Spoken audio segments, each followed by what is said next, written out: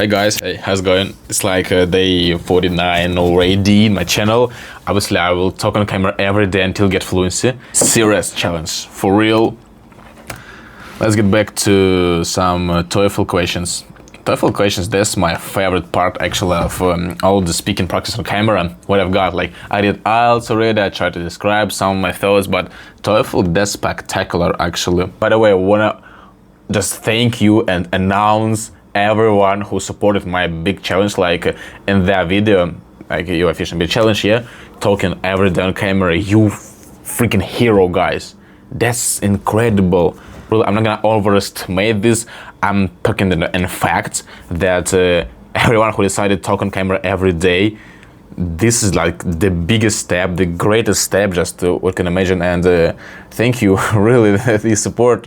I feel really good when just I had the chance to inspire people to do something this incredible. All right, let's start some questions. Do you prefer to study in the early morning or late at night? I can't directly answer actually this question because I don't know, I can study at any time.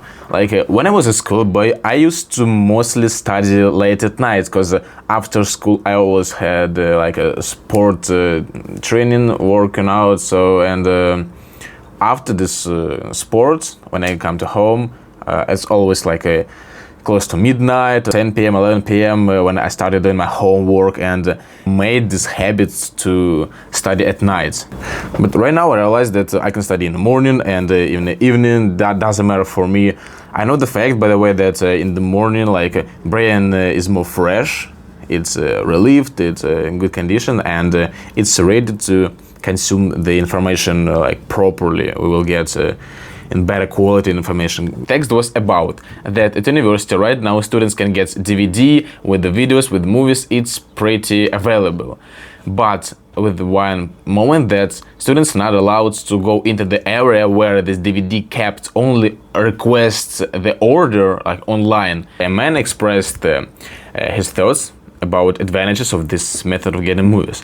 So in general, it was about that right now the university computer system is well developed enough. Moreover, you can find the movie by several ways, not only by title. If you even forget the title, you can search by, I don't know, characters there, the genre, type of movie for different categories.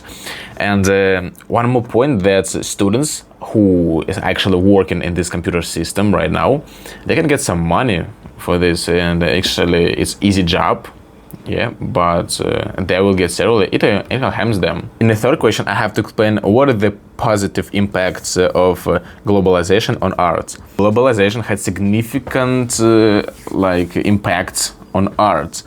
First of that, because with globalization, spectators, the viewers, had more opportunity to discover, to consider new types of art for them by the thanks of internet, a lot of platforms. Right now, any guy can find something interesting for him, be more educated in art, to be familiar more with the different, I don't know, with the pictures or something like this. Other perspective is about creators who create some art masterpiece.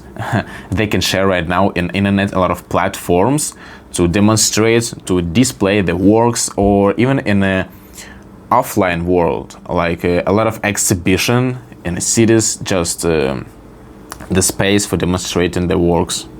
And it's obviously good for everyone right now. In the last task, I have to describe the two defense mechanisms mentioned by the professor. So she was talking about defense mechanism and our psychological way, subconscious minds, how we try and sometimes to protect ourselves from